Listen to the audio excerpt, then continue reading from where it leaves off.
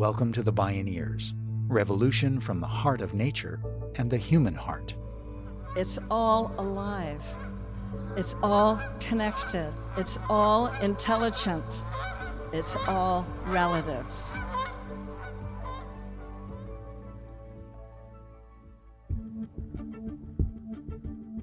People who have had adopted regenerative principles can have a major effect at improving their soil that you start to see within a few years and that really bears significant fruit within a decade. And that may sound like a long time, but it's actually remarkably short in terms of repairing damage that was generated over many decades to centuries.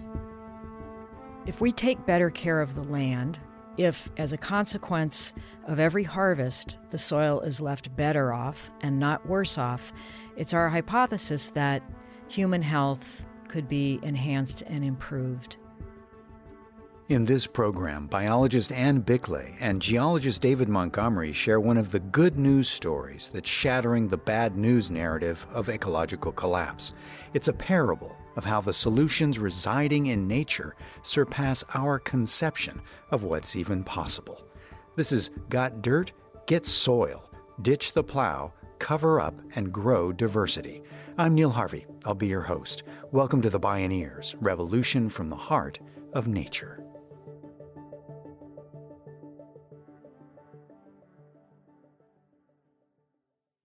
We've been treating our soil like dirt. The consequence is that it's déjà vu all over again. All over again, we face both peril and promise.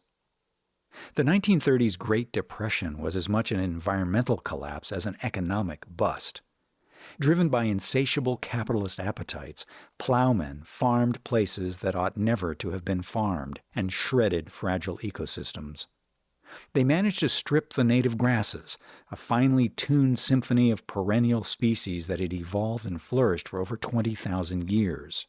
As author Timothy Egan wrote, the tractors had done what no hailstorm, no blizzard, no epic siege of frost, no prairie fire, nothing in the natural history of the southern plains had ever done. By 1937, there were a record-breaking 134 dust storms that excavated the precious, scant topsoil, dropping 12 million tons of the black gold on Chicago and onto ships as far as 300 miles off the East Coast. Overall, lands in 19 states had pretty much lost their topsoil. The barren Dust Bowl precipitated plagues of locusts, jackrabbits, and green worms. Birds and snakes were no longer to be found. It made a bumper crop of exodusters, leaving farms behind. President Franklin D. Roosevelt warned this: the nation that destroys its soil destroys itself. He responded with a visionary slate of federal supports and innovations that revolutionized the beneficial treatment of the land and of farmers, at least for a time. Tragically, the same misbegotten, profit-hungry agribusiness empire institutionalized practices that have badly degraded soils across the U.S. and globally. And in this turn of the crank, the new twist is catastrophic climate change. Once again, we face the same fork in the road: collapse or regeneration. The good news is that we know what to do to begin an agricultural and ecological renaissance, a literal rebirth, and it starts right under our feet. But we're playing a dangerous game of beat the reaper, and it's for keeps. So warned David Montgomery at the Bioneers conference. Soil erosion played a role in the demise of civilizations, going all the way back to the earliest agricultural civilizations in the Middle East, to Neolithic or Bronze Age Europe, to classical Greece, Rome, the southern United States, Central America. I went through and sort of collated the archaeological literature, the historical literature, and the modern geological literature, because you can still go and see degraded soils in those parts of the world. And if you want examples, think Syria and Libya today. Those are places where we have Roman tax records of high harvests several thousand years ago, where they cannot really essentially feed a growing population today. And the problem was not what you generally find in environmental history textbooks. What you generally find is that deforestation caused erosion that degraded the land. The real problem was the tillage that followed. It was the plow, not the axe. David Montgomery is professor of Earth and Space Sciences at the University of Washington and a MacArthur Fellow. As a geologist who studied soil erosion in natural systems, he decided to update the literature, which dated back to the 19th century. He spent 4 years on his book Dirt, The Erosion of Civilizations. He found a common thread in the archaeological and agronomic literature. The way human societies treat their landscapes is how the land will eventually treat their descendants. Soil erosion and soil degradation inevitably undermine a society over time. They make it vulnerable to drought, climate change, political instability, food riots, and wars. Imagine what a plow does to the soil. It inverts it. It turns it over. And it's intentionally doing this for weed control, because a plow is very good weed control. But it also means that the soil is left bare and vulnerable to erosion by wind or rain until something grows on it, whether a weed or the next crop. And that can basically add up over time. If you look today at the state of the world's soils, we're losing about 0.3% of our ability to feed ourselves each and every year due to degradation of the soil. That 0.3% sounds like a small number. It's probably about what we're all getting on interest for our savings accounts. It takes a while to notice. But you play that out over the next 100 years, and that turns into 30%. We cannot afford to lose 30% of our ability to feed the world while our population goes up by 50%. The soil carbon content of many soils in North America is only about half of what they were when they were first converted from forests or prairie lands to farms. In other words, in just 100 to 200 years of farming across most of North America, we've managed to take our soil organic matter levels and drop them by 50%. Iowa's lost 50% of its topsoil in the last 150 years. These trends are depressing. It takes centuries for nature to make an inch of topsoil. We're losing it in decades. Those numbers defy a definition of sustainability. We are basically bleeding topsoil. And this has been going on for civilizations around the world.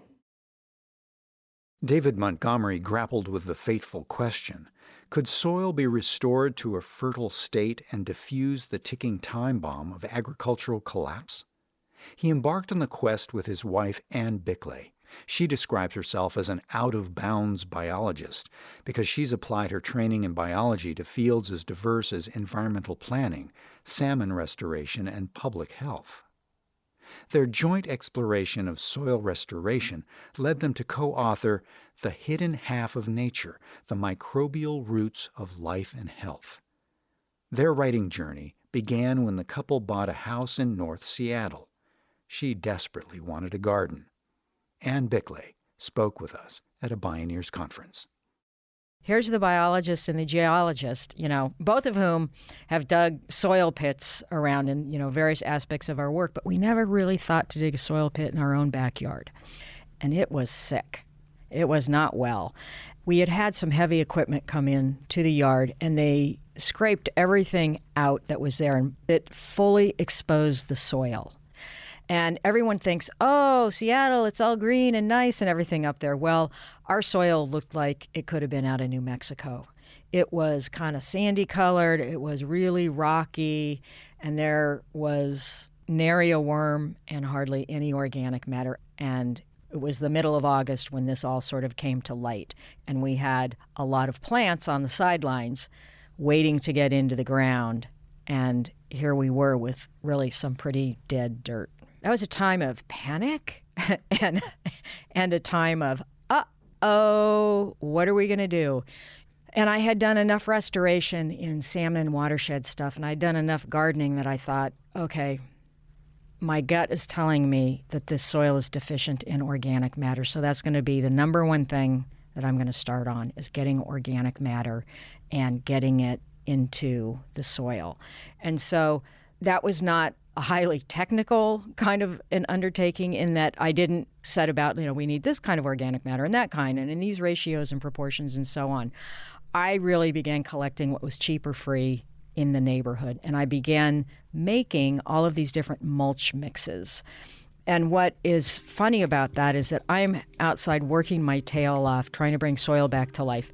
He is inside, surrounded by books, looking out the window at me, pushing this wheelbarrow that's loaded, about to tilt over. Her geologist husband was intently studying the history of how nature builds topsoil and how it gets depleted in the first place. Right under their feet, in their own backyard, lay the evidence of the geological history of erosion. Seattle is a place where, from about 15 to 17,000 years ago, a glacier came out of British Columbia, marched south because it was snowing a lot in British Columbia. The ice piled up. You get a big enough pile of ice, it starts to flow under its own weight. And this tongue of ice came all the way out of British Columbia, overran Seattle, and made it all the way down to Olympia, well south of Seattle. Buried Seattle under a mile-high wall of ice. But what it had also done is it laid down in front of that advancing glacier all the bits of sand and bits of eroded granite that had come with the ice, but that didn't melt when the ice melted, got reworked by streams in front of the advancing ice and then overrun by that ice. And so what that did is it basically laid down a blanket of sediment and then compacted it into something that I like to think of as nature's concrete, which is not the best soil. After that, when the glaciers receded, it took thousands of years for the forest to come in and actually build a good soil on top of that geological concrete. Then when they cleared our neighborhood to build our house in 1918, what do you do when you basically develop a neighborhood? You strip off the topsoil, and there what was left underneath was this glacial till, nature's concrete. But after Anne started what we call her organic matter crusade of bringing organic matter back to our lot, it was about maybe 3-4 years into it that we started to notice the color of the soil changing, and that the soil beneath the lawn that we'd sort of carefully put in right flush with the patio that we'd put in, the soil was now, about 1/8 of an inch higher. It was fluffing up, and it was getting darker.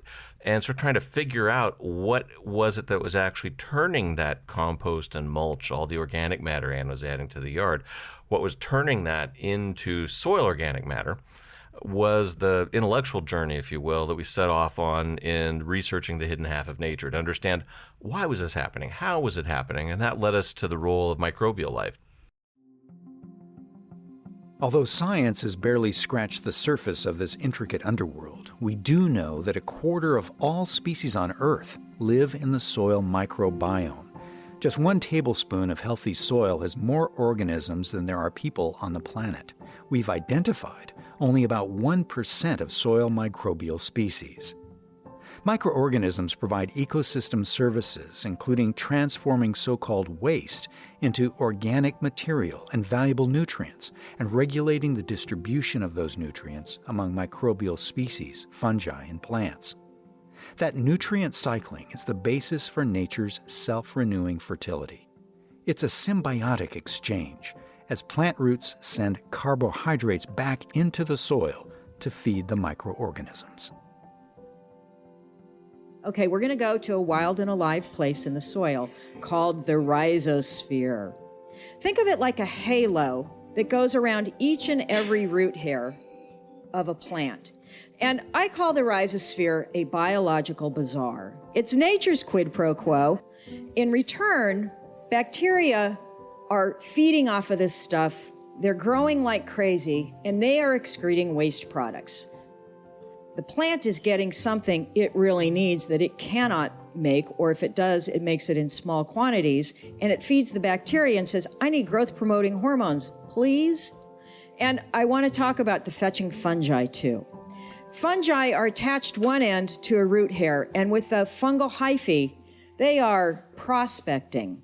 They're getting minerals out of rocks that are in the soil. And one of the most important minerals is phosphorus, and it's estimated by some that there's up to 100 years worth of phosphorus sitting there in the soil, but plants can't access it. The fetching fungi, they can get at that, and they can transport it back to the plant, and they can exchange it. Here's phosphorus, and I'll take sugars. Really, the rhizosphere in the root system of a plant, it's the intelligence system. The brain, for the botanical world, is not on the top. It's down below ground. It's this symbiotic relationship between roots and bacteria, and everything else. There's ceaseless, constant communication between a plant and its soil microbiome. The couple's backyard revelation about the role of the microbial world transformed their view of nature and how she works. It brightly highlighted the power of the nurturing role people can play to create the conditions for life to flourish and let nature do the rest. It turns out that the order that life came back to our yard parallels the order in which life evolved on Earth. Obviously, different timescales involved, right? But it started to cement the idea in our minds that ecosystems are essentially constructed from the bottom up, and that foundation of microbial life was really essential for supporting not only the life below ground, but the life that we knew above ground. Because when we restored the soil, both came back. We obviously didn't notice the bacteria first because there's a reason they're called microbes. We can't actually detect them with our senses, but we could start seeing their effects. And then we saw the organisms in the soil, and then the worms, and then the birds that came to eat the worms, and then the bigger birds that came to eat the littler birds, culminating in something that Anne saw one day when an eagle came and took a baby crow out of our neighbor's tree. That baby crow had been living off the worms that were growing in the restored yard. And it was a real revelation. People had known all those pieces before, but putting it together that way, in the way that we witnessed it at our own place, made us start to think about the bigger picture of, well, could you restore soil at the global scale? That's the question right there. How quickly can we do this, and how much time will changes take to get the results in soil that we're looking for? This is based on the changes in the soil in our own, sort of garden experiment. And we're even now more years out, and the soil has just continued to get better and better and better. It can happen really quickly. I would say soil is one of the very few good news environmental stories that we have out there, because once you stop hammering at it and you stop chiseling away at it and you let the biology come back in and start doing the nutrient cycling and all of the processing, soil can rebound, quite quickly. When we return, David Montgomery and Anne Biklé describe how that backyard experiment helped unearth a world-changing way to revolutionize agriculture that rapidly regenerates soil, sequesters carbon from the atmosphere, supports farmer livelihoods, and can authentically help feed the world. You're listening to the Bioneers, Revolution from the Heart of Nature.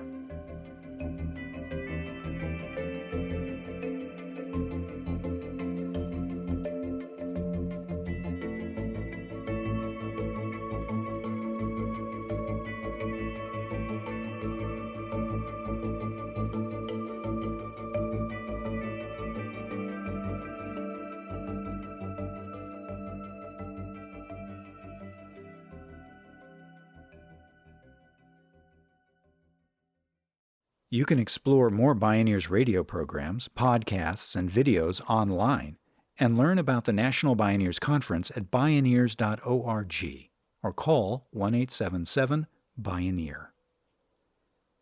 David Montgomery and Anne Biklé found another benefit in their backyard soil restoration project. Anne's work had not only increased the beneficial microbial activity, it had also put organic matter, which is about 50% carbon, back into the soil. They asked the driving question: could soil restoration be a potent method to sequester carbon and help reverse catastrophic climate change? The book Drawdown, which documents proven methods to remove CO2 from the atmosphere, had concluded this, quote, "It is estimated that at least 50% of the carbon in the Earth's soils has been released into the atmosphere over the past centuries. Bringing that carbon back home through regenerative agriculture is one of the greatest opportunities to address human and climate health, along with the financial well-being of farmers," unquote. So I took about 6 months off from teaching at the University of Washington and traveled around the world to visit farmers who had already restored fertility to their land, to try and take the lessons of that first book, the science from the second book, and apply it to see how well it could be applied to the problem of feeding the world and regenerating agricultural soils.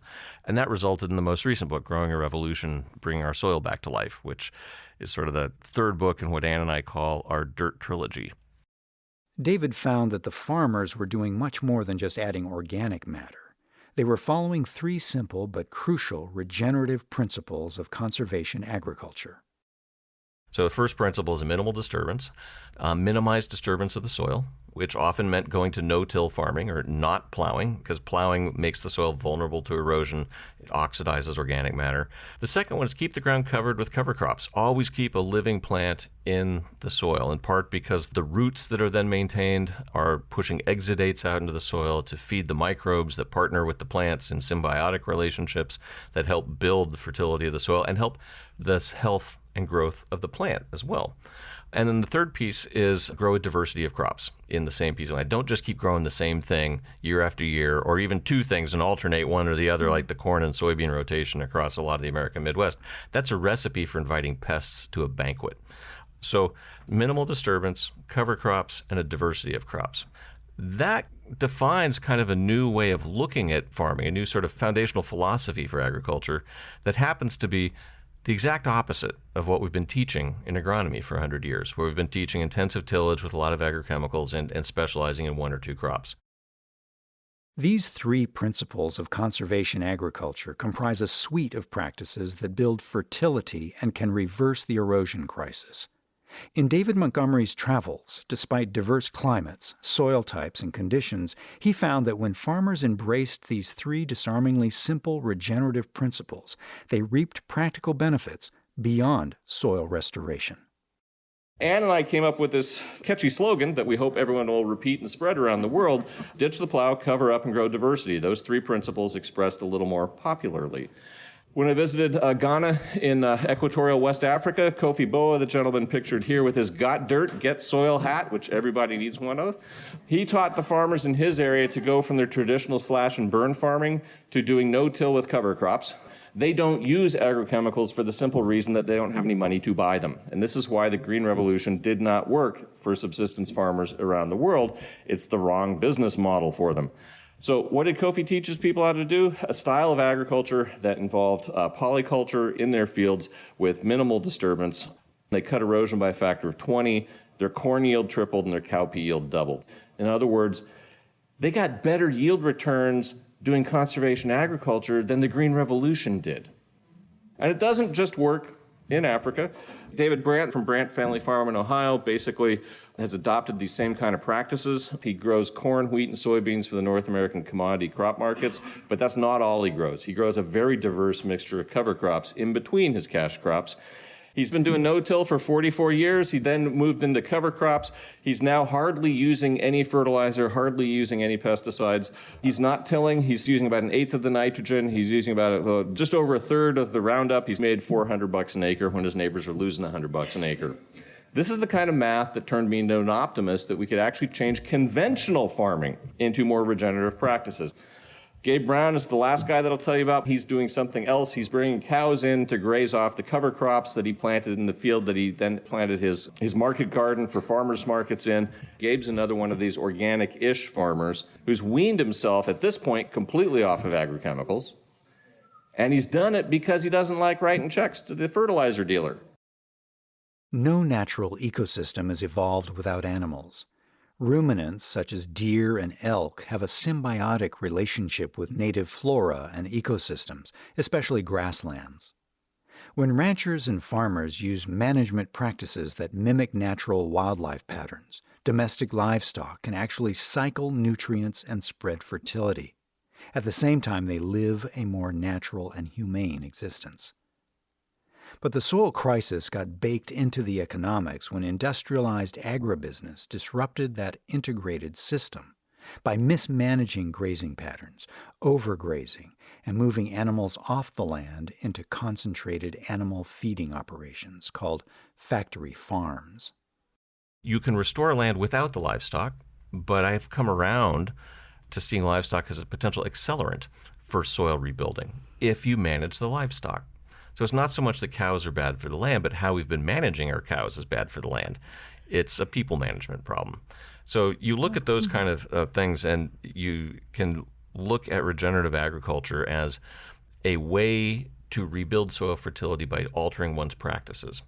And that can happen on conventional farms, and it can happen on organic farms. A lot of organic farmers till too much, they plow too much, and they limit the ability to raise the fertility of their own land by that. Ditch the plow, cover up, and grow diversity, and reintroduce animals to farmlands. The biologists and geologists say these regenerative practices will revolutionize agriculture and cause cascading positive effects for both nature and people.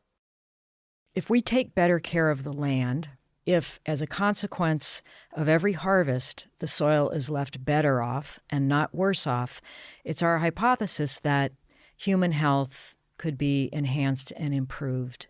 We're getting more of the micronutrients, things like minerals, things like iron and zinc and selenium and potassium and so on. That gets into our crops. That becomes a part of the food supply. There's research out there and evidence out there that a lot of the food in the food supply is deficient in these things, and that is hugely important for how well our immune systems function, all kinds of human health repercussions there. Well, one of the things that gives me great hope around the future of agriculture is that I think there is a growing movement among U.S. farmers to adopt more regenerative methods. There's some really basic principles of ecology and biology at play here that we set up our modern farming system to try and work against. And I think what we're learning is, that long-held bit of advice that nature bats last, and it's much wiser to try and work with her on your team than to try and go up against her. In reality, these regenerative agriculture principles are not backyard stuff.